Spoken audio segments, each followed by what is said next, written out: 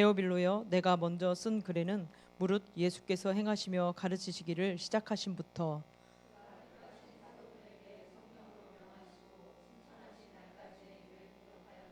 그가 고난받으신 후에 또한 그들에게 확실한 많은 증거로 친히 살아계심을 나타내사 40일 동안 그들에게 보이시며 하나님 나라의 일을 말씀하시니라.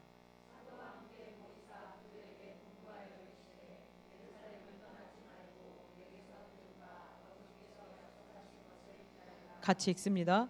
요한은 물로 세례를 베풀었으나 너희는 몇 날이 못되어 성령으로 세례를 받으리라 하셨느니라. 아멘. 사도행전 첫 번째 말씀, 성령으로 세례를 받으리라 라는 제목으로 말씀 전해주시겠습니다.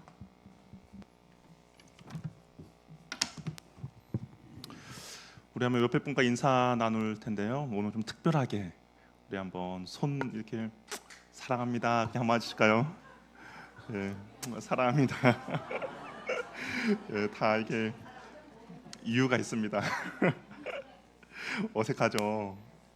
예, 오늘 이제 언제 끝날지는 모르겠지만 큰 장정에 들어섰습니다. 사도행전 말씀을 계속 나누시다가 혹시 너무 좀 지겹다 그러면 잠깐 좀 쉬고 또 다른 말씀하다가 우리 사도행전 말씀을 계속 나누도록 하겠습니다.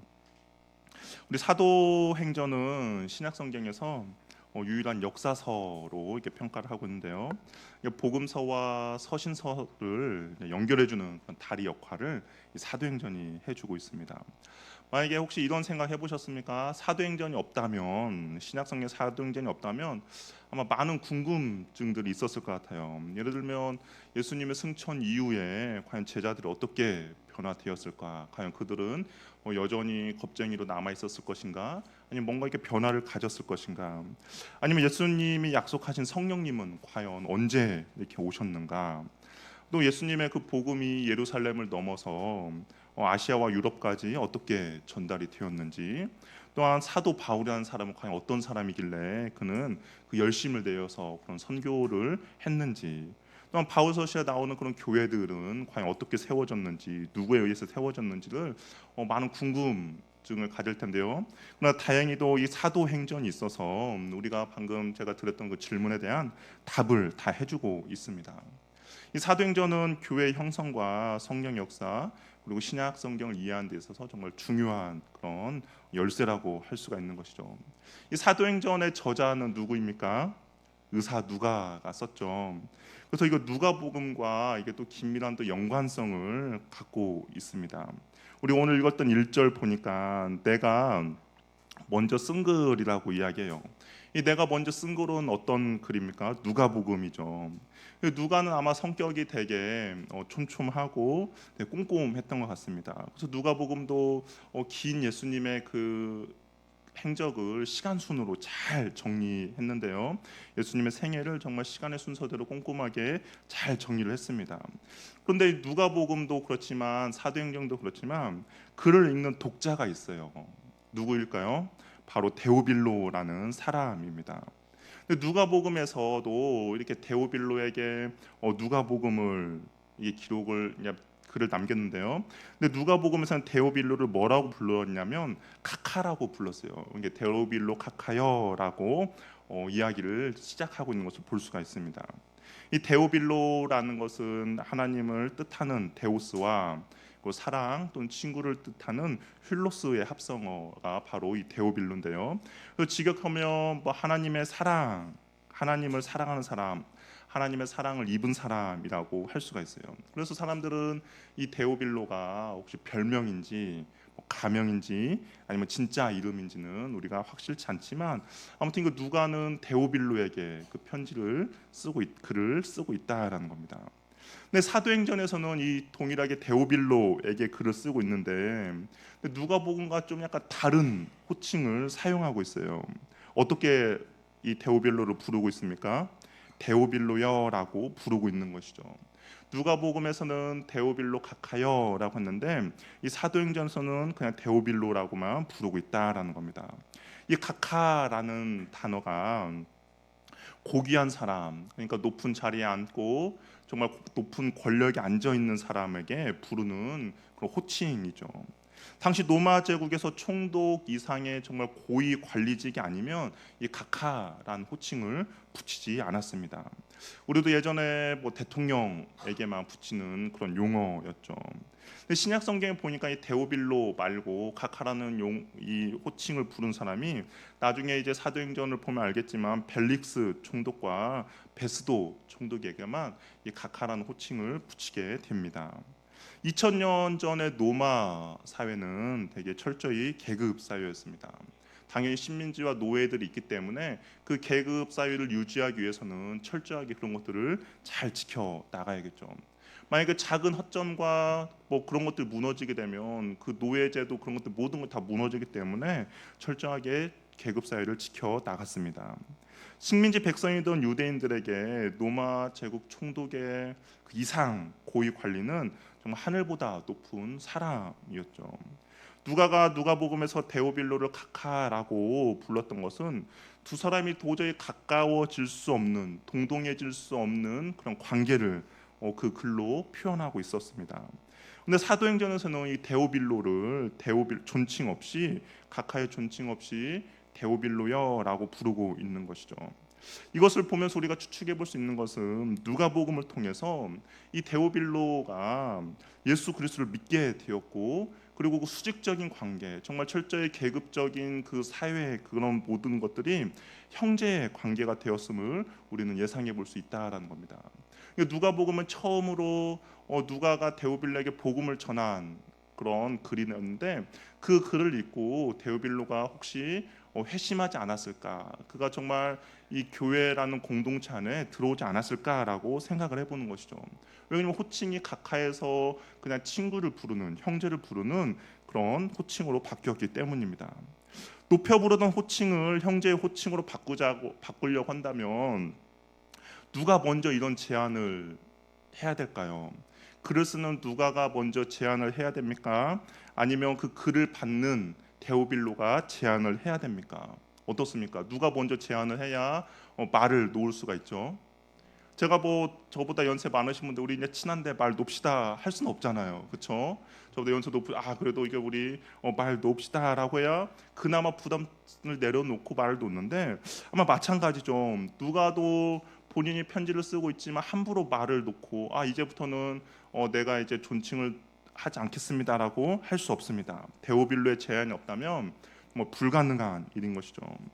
복음의 참된 진리를 발견한 사람은 모든 사람을 존중하고 대등한 인격체로 대하여 용납해 줄 수 있는 아량이 생긴다라는 겁니다.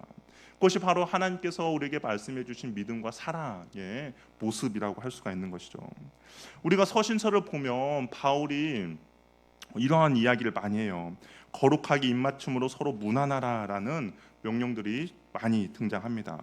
어떤 한 교회에게만 그렇게 이야기한 것이 아니라 정말 많은 교회에게 이야기한데요. 우리 한번 그 글을 PPT 한번 보여주겠습니까? 로마 교회에게도 너희가 거룩하게 서로 무난하라 됐고요. 고린도 교회에게도, 그리고 데살로니가 교회에게도 그래 편지를 하면서 이런 명령을 했습니다. 또한 베드로도 그랬죠. 그의 편지에서 너희는 사랑으로 입맞춤으로 서로를 무난하라고 명령했습니다.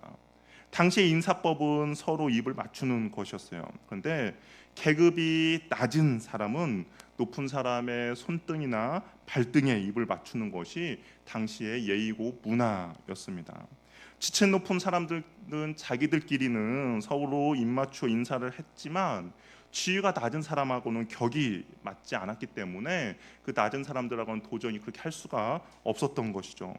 이런 상황 가운데 바울과 베드로는 지위가 낮은 사람과도 예의와 격식을 갖추어 거룩하게 입맞춤으로 인사할 것을 명한 겁니다. 당시의 주인과 종은 절대로 넘어서는 안 되는 선이 있었습니다. 우리나라로 표현을 하면 양반과 종이 겸상을 하지 않는 그런 문화라고 할 수가 있는 것이죠. 그러나 예수 그리스도의 복음은 어떻습니까? 모든 담을 허무시고 서로 용납하고 교제케 하신 것이죠. 유대인이나 헬라인이나 종이나 자유인이나 남자나 여자나 다 그리스도 예수 안에서 하나가 되게 하신 겁니다. 그렇기 때문에 데오빌로가 그 예수 그리스도의 복음 안에서 누가에게 각하가 아니라 친구요, 형제로 그렇게 존칭을 부르라고 이야기를 한 겁니다. 이렇게 가능한 이유가 과연 무엇일까? 왜 데오빌로에게 그 복음의 능력이 이렇게 서로 형제와 자매로 수평적인 관계로 됐는가? 그것은 하나님의 복음은 형편없는 죄인인 우리를 먼저 하나님의 아들과 교제케 해 주셨기 때문입니다. 하나님이 먼저 우리를 그렇게 교제할 수 있도록, 예수님과 교제할 수 있도록 길을 열어 주셨기 때문인 것이죠. 우리 고린도전서 1장 9절 말씀 같이 한번 읽어보도록 하겠습니다. 같이 한번 읽을게요. 시작.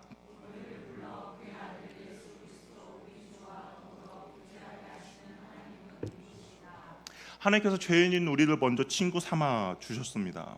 도저히 겸상할 수 없는 존재죠. 우리가 어떻게 예수님과 겸상을 하면서 또한 예수님과 어떻게 거룩한 입맞춤을 하며 살아가는 그런 존재입니까? 그럼에도 불구하고 하나님께서는 예수님을 우리와 교제케 해 주신 것이죠. 풍성한 교제를 나누게 해 주셨습니다. 하나님께서 우리를 그러한 관계로 먼저 불러 주셨고 친구 삼아 주셨기에 우리는 그 은혜에 대한 우리의 보답은 두말할 것이 없는 것이죠. 우리도 그렇다면 하나님께서 우리를 친구 삼아 주셨고 우리를 교제해 주셨다면 우리도 복음 안에서 우리가 함께 있는 형제 자매들에게 그렇게 행동해야 될 것은 두말할 것이 없다라는 거죠. 어떻게 보면 데오빌로에게 있어서 그 하나님의 복음은 누가에게 각하였지만 그 복음 안에서는 이제 형제요 자매가 된 것입니다. 그래서 누가복음 때는 데오빌로 각하라고 시작을 했지만 이 사도행전에서는 데오빌로요 형제라고 그렇게 부르고 있는 것이죠. 그러면 우리는 어떻습니까? 과연 여러분들은 그렇게 하고 있습니까? 우리가 복음을 모른다면 서로 겸상하지도 않고 차별하며 신분의 벽을 느끼게 해도 괜찮습니다. 그러나 참된 복음의 진리를 발견했고 그 복음이 나를 변화시키겠다는 확신이 든다면 우리는 그리스도 안에서 다 같은 하나님의 자녀이고 형제이며 자매라는 것이죠. 그렇기 때문에 우리가 서로를 위해서 진심으로 사랑하고 용납하며 살아가야 한다라는 겁니다. 나와 위치가 동등하고 수준이 비슷한 사람하고만 입맞추는 것이 아니라 예수를 믿고 따르는 신앙 공동체 안에서 우리가 함께 신앙생활을 하고 있다면 서로 사랑의 입맞춤을 할 수가 있다라는 것이죠. 교회 안에서 어떤 직분을 가졌고 어떤 위치에 있고 어떤 자리에 있더라도 하나님께서 나를 먼저 불러주셔서 친구를 삼아주셨고 동역자로 불러주셨음을 안다면 우리는 서로를 향하여서 거룩한 입맞춤을 할 수 있어야 한다라는 겁니다. 그것이 아름답게 이루어가는 거룩한 교회 공동체가 되는 것이죠. 그럼 옆에 분과 다시 한번 인사할까요? 아까 말한처럼 사랑합니다 한번 해줬으면 좋겠습니다.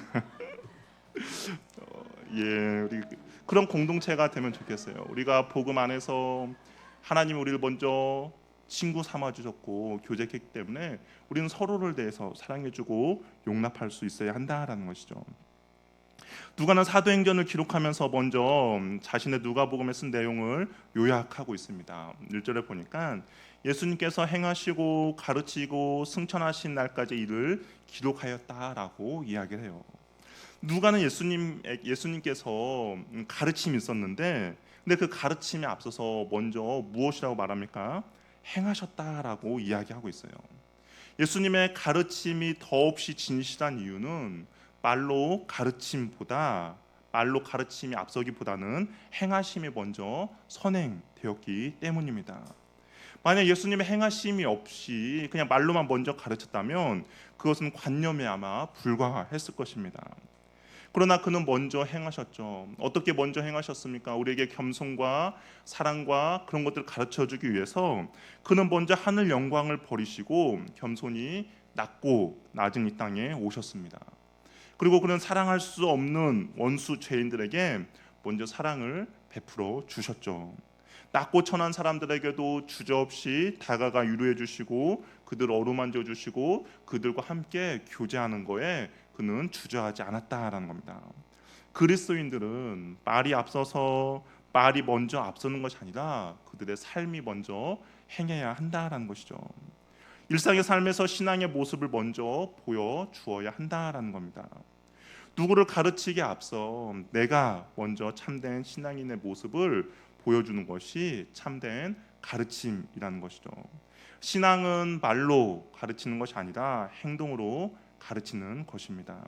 자녀들에게 믿음의 본을 보이고 공동체 지체들에게 신앙의 본을 먼저 보여줄 때 그것이 바로 참된 가르침이 된다라는 것이죠. 내가 자녀들에게는 신앙에 있어서 주님을 사랑하라, 내 자녀들에게는 신앙에 있어서 주님의 뜻을 따르라 라고 말을 하지만 부모의 모습에서 그러한 모습이 보이지 않는다면 자녀들은 하나님을 사랑할 수도 없고 하나님을 따르지도 않을 것입니다. 그러나 부모로서 먼저 하나님을 사랑하는 모습, 부모로서 하나님을 먼저 경외하는 모습, 부모로서 하나님의 말씀 가운데 순종하는 모습을 먼저 보여준다면 우리의 자녀들은 그 나의 모습을 보고 내가 하나님에 대해서 어떻게 하라고 하지 않아도 그대로 따라 행할 수 있다라는 겁니다. 우리 어린이 주일 가운데 우리가 먼저 아이들에게 보여줘야 할 것은 바로 신앙의 이러한 모습이라는 겁니다. 우리가 먼저 말을 하기에 앞서 말로 가르침에 앞서서 우리가 먼저 아이들 앞에서 신앙의 본을 보이는 은혜가 있기를 바랍니다. 그리고 그런 모습들을 통하여서 우리 아이들이 주님을 뜨겁게 사랑하고 우리 아이들이 주님을 경외하며 또한 우리 아이들이 주님의 말씀 가운데 순종하는 그런 인생을 살아가는데 우리가 디딤돌이 되어주는 그런 은혜가 저와 하늘 영광교회 가운데 있기를 바랍니다. 그리고 그 가르침은 그냥 그 사람에서만 끝나는 것이 아니에요. 또한 누군가에게 전해지게 됩니다. 우리 2절 말씀 같이 한번 읽어보도록 할게요. 같이 한번 읽겠습니다. 시작.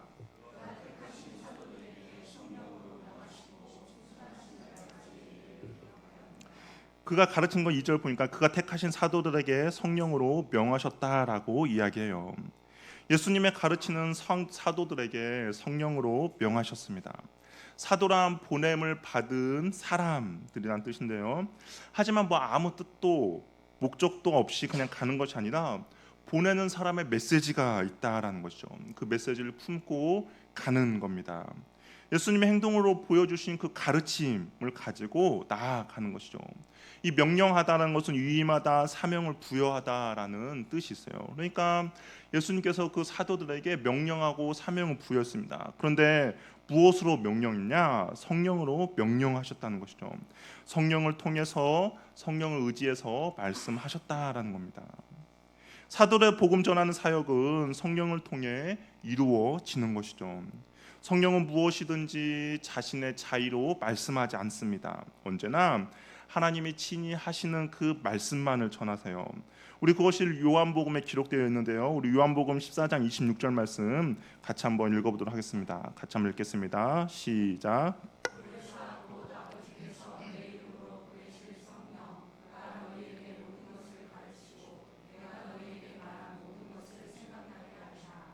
우리에게 하나님의 말씀을 가르치는 분이 바로 성령님이시는 거죠. 하나님의 말씀을 생각나게 하시는 분도 성령님입니다. 그렇기 때문에 우리 성령님을 떠나서 우리가 하나님의 말씀과 연결될 길이 없습니다.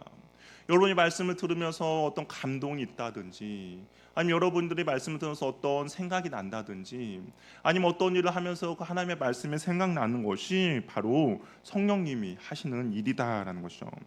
그래서 우리가 성령 충만함을 받아야만이 예수님께서 유임하신 복음 전파 사역을 온전히 감당할 수가 있다라는 겁니다. 그러면 과연 이 제자들에게 어떤 복음의 내용을 전해야 될까? 이 제자들은 과연 어떤 복음의 메시지를 가지고 가야 하는지 이야기를 하고 있는데요. 우리 3절 말씀도 같이 한번 읽어보도록 하겠습니다. 같이 한번 읽겠습니다. 시작.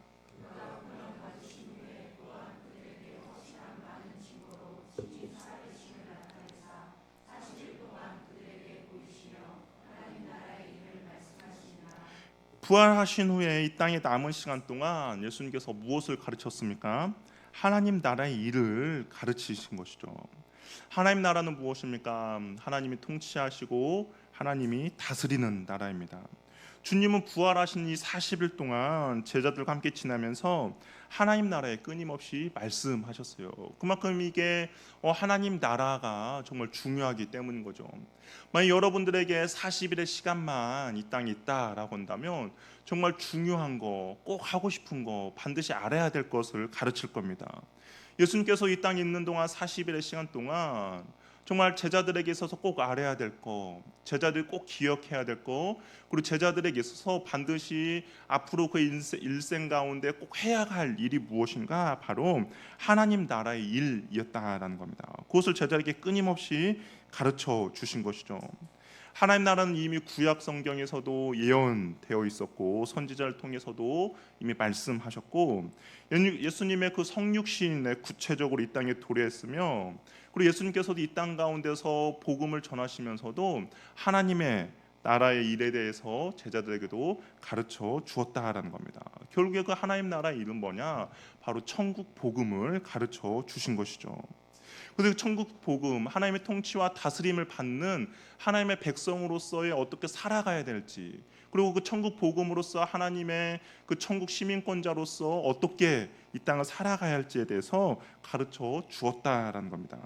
그러면 이 하나님 나라의 일을 과연 이 제자들은 어떻게 증거하며 어떻게 전파할 수 있을까? 예수님은 4절 말씀을 보니까 예루살렘을 떠나지 말고 내게서 들은 바 아버지께서 약속하신 것을 기다리라라고 이야기를 하고 있습니다. 주님께서 제자들에게 이 하나님의 나라의 일을 전파함에 있어서 지금 당장 너희들의 확신이 있고 또한 너희들에게 있어서 이 부활의 어떤 확신이 있더라도 당장 전하지 말고 기다리라라고 이야기를 하고 있는 것이죠. 예루살렘을 떠나지 말고 기다리라라고 이야기합니다. 주님께서 제자들에게 예루살렘을 떠나지 말고 아버지께서 약속하신 것을 기다리라고 말씀하신 이유는, 이 말씀은 무작정 복음을 들고 떠나는 것이 중요한 것이 아님을 말해주고 있는 것이죠. 예수님의 증인이 되기 위해서는 특별한 능력, 위로부터 임하는 능력이 필요함을 예수님께서는 알고 계셨다는 겁니다. 아무리 확실한 많은 증거가 있더라도 아무것도 할 수가 없는 것이죠.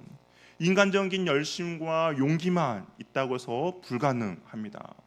위로부터 임하는 능력이 반드시 필요하다라는 겁니다. 바로 아버지께서 약속하신 바로 성령 강림의 사건, 오늘 본문에서 나오는 성령 세례가 반드시 필요함을 이야기를 하고 있다라는 것이죠.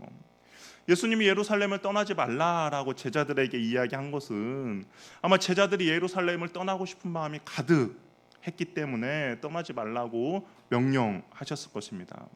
왜 그러냐, 이 제자들에게 있어서 예루살렘은 예수님이 십자가에서 죽으신 곳입니다. 여전히 종교 지도자들의 핍박과 여전히 남아있어서 예수 믿는 자들을 죽이고자 하는 그런 두려움과 무서움이 여전히 남아있는 그런 장소인 것이죠. 고난과 핍박과 상처와 실패의 자리입니다. 그러나 예수님께서는 그것을 피하거나 도망하지 말고 그곳에서부터 시작하라고 말씀하고 있다라는 것이죠. 내가 상처받았다고, 내가 실패의 자리라고, 고난이 있다라고 해서 만약에 피해 버린다면 온전한 복음 전하는 사역을 감당할 수 없기 때문에 실패의 자리요, 고난의 자리요, 핍박의 자리더라도 그 자리를 떠나지 말고 그곳을 지키고 있으라고 말씀하고 있는 것입니다. 또한 이 예루살렘이라는 것은 구약에서부터 하나님께서 아브라함에게 보여준 땅인 거죠. 그리고 이삭을 바쳤던 장소입니다. 그리고 솔로몬의 성전이 그곳 가운데 건축된 곳이고, 예수님 십자가의 고통을 당하시고 부활하셔서 인류의 구원의 사역을 이루신 곳이 바로 이 예루살렘이라는 것이죠. 그리고 요한계시록에 가면 장차 모든 성도들의 영원한 처소가 될 새 예루살렘의 모형이기도 하다라는 겁니다.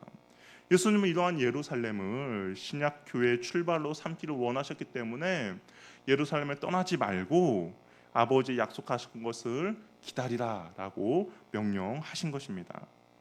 예수님은 이미 십자가에 달려 돌아가시기 전에 성령이 하늘로부터 부어질 것과 복음 전파 사역이 예루살렘에서부터 시작될 것을 예수님은 이미 말씀하셨어요.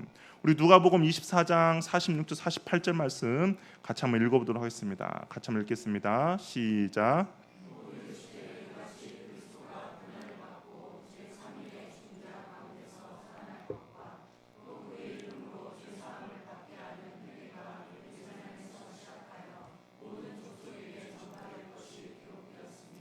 너희는 이 모든 일의 증인이다. 예수님께서도 이 회개, 죄사함을 받는 회개가 예루살렘부터 시작해서 모든 족속에게 전파될 것이다 라고 말씀하신 것이죠. 예수님은 예루살렘부터 시작하여 천국 복음이 모든 족속에게 전파될 것을 말씀하셨습니다. 제자들은 천국의 복음의 증인인 거죠. 하나님이 약속하셨고 예수님이 보내시는 성령을 통해서 이 일을 온전히 감당해야 할 것입니다. 그러므로 예루살렘에서 하나님 예수님이 약속하신 위로부터 능력이 펼칠 때까지 기다리라라고 예수님께서 말씀하신 것입니다. 그러면 과연 그 예루살렘에서 기다리면 어떤 일이 벌어질 것인가? 우리 5절 말씀 같이 한번 읽어보도록 할게요. 같이 한번 읽겠습니다. 시작.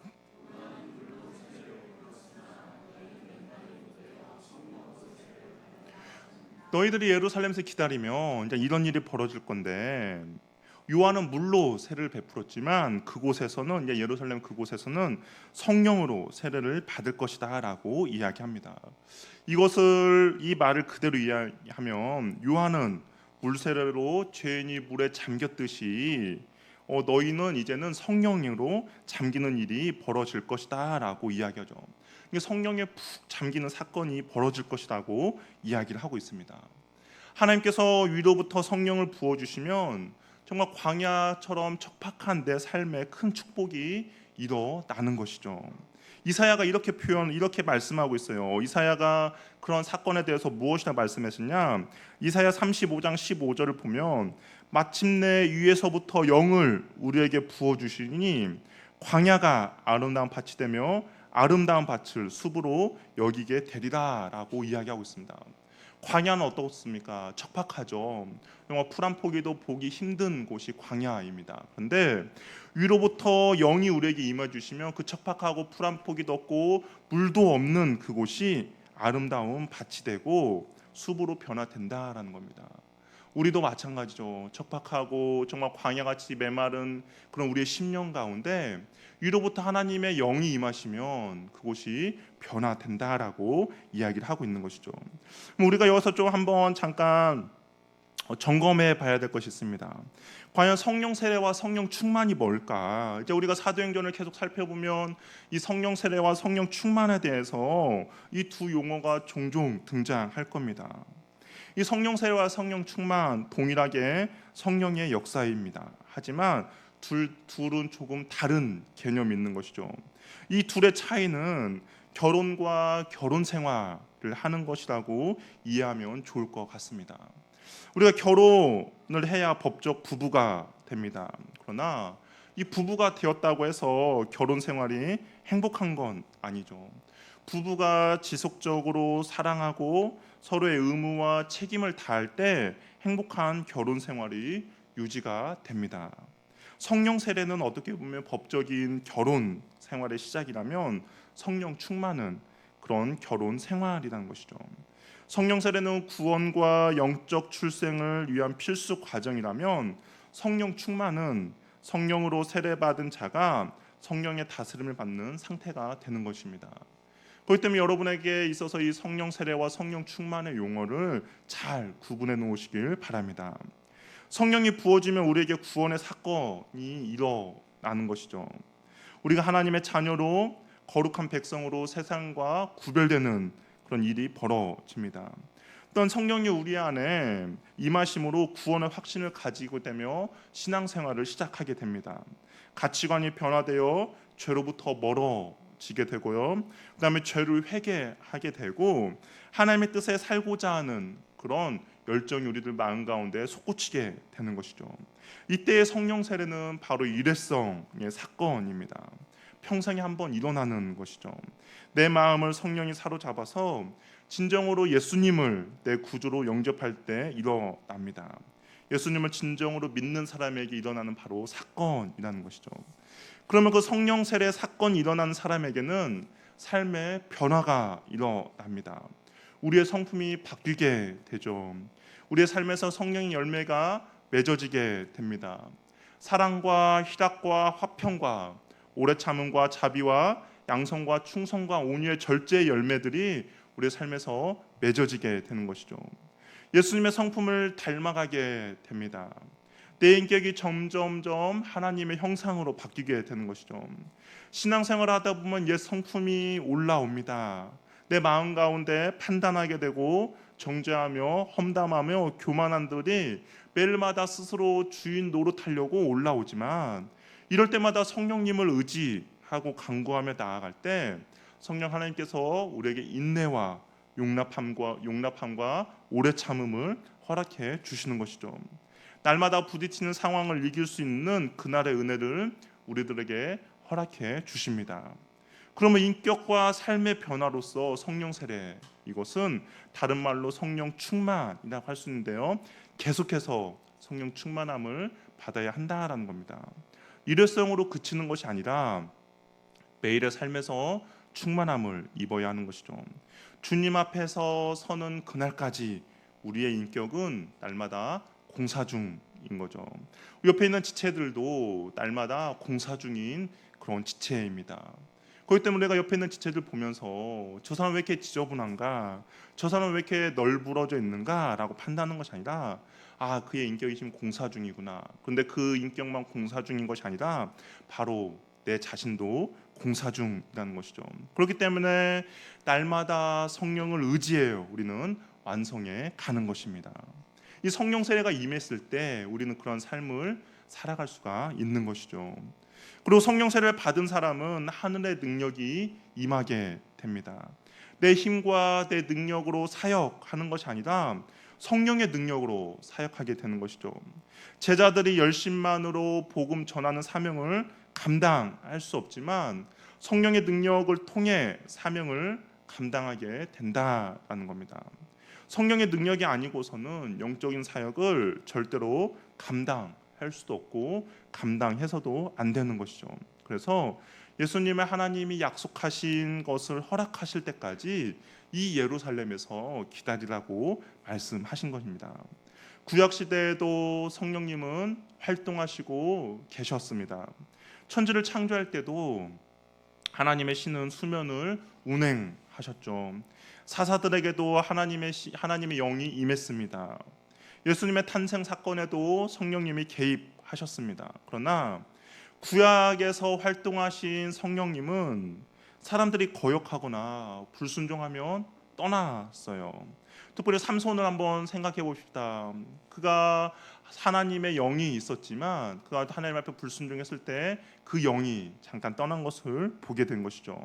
어떤 특정한 임무나 사건을 마치면 구약의 성령님은 떠나셨습니다. 하지만 오순절날 이 땅에 오신 성령님은 우리의 실패와 우리의 부족함에도 결코 너희를 떠나지 않으신다라고 약속하고 있다라는 것이죠.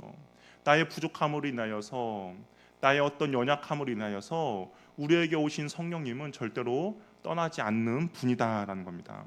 요한복음 14장 16절 말씀 같이 한번 읽어보도록 할게요. 같이 한번 읽겠습니다. 시작.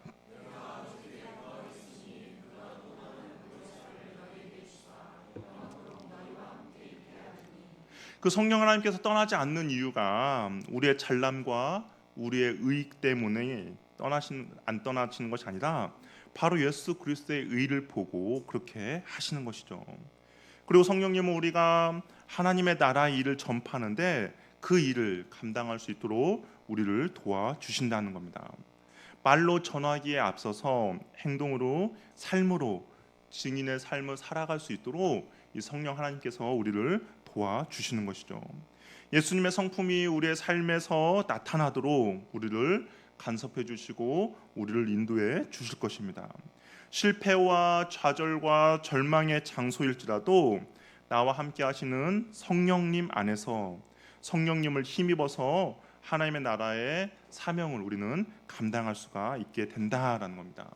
비록 그것이 고난의 자리였을지라도, 비록 그것이 좌절과 실패와 모욕과 수치의 자리였을지라도 성령 하나님을 힘입어서 우리는 그곳에서 다시 일어서며 하나님의 나라의 복음을 전파할 수가 있다라는 것이죠. 우리를 사랑하셔서 죽으시고 부활하신 예수 그리스도가 우리의 삶 가운데 보여질 수 있도록 성령 하나님이 우리를 인도해 주신다라는 겁니다. 그렇기 때문에 우리는 우리의 삶 가운데서 이 성령님의 역사가 우리의 삶 가운데 나타나기를 기도하며 나아가야 한다라는 겁니다.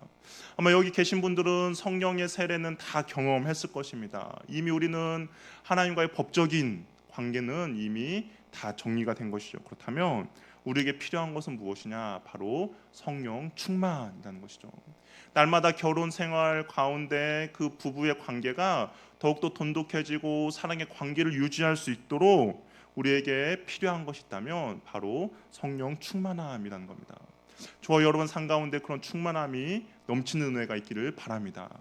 이 충만함은 저절로 이루어지는 것이 아니죠. 우리가 앞으로 살펴보겠지만 이 충만함은 하나님께 오로지 기도하며 힘쓸 때 충만해질 수 있고요. 또한 주님을 우리가 찬양하며 예배할 때 우리는 충만해질 수 있다라는 겁니다. 저 여러분 삶 가운데 그런 성령의 충만함이 있기를 바랍니다. 그래서 하나님의 뜻이 무엇인가, 어떻게 하면 하나님을 기쁘게 할 것인가, 또한 우리의 삶 가운데서 그 예수 그리스도의 행하신 삶의 모습들이 성령의 충만함으로 나타나는 은혜가 있기를 바랍니다. 데오빌로가 하나님의 복음을 힘입어서 그가 형제가 되고 그가 누가가 그에게 보낸 편지 누가를 용납해주고 함께 신앙 공동체가 된 것처럼 우리도 성령의 충만함으로 옆에 있는 지체를 용납하고 사랑하며 우리가 함께 나아갈 수 있는 은혜가 저와 여러분에게 넘치기를 바랍니다. 성령의 충만함을 위해서 날마다 기도하시고 예배하며 주님을 찬양하는 은혜가 있기를 바랍니다. 우리 함께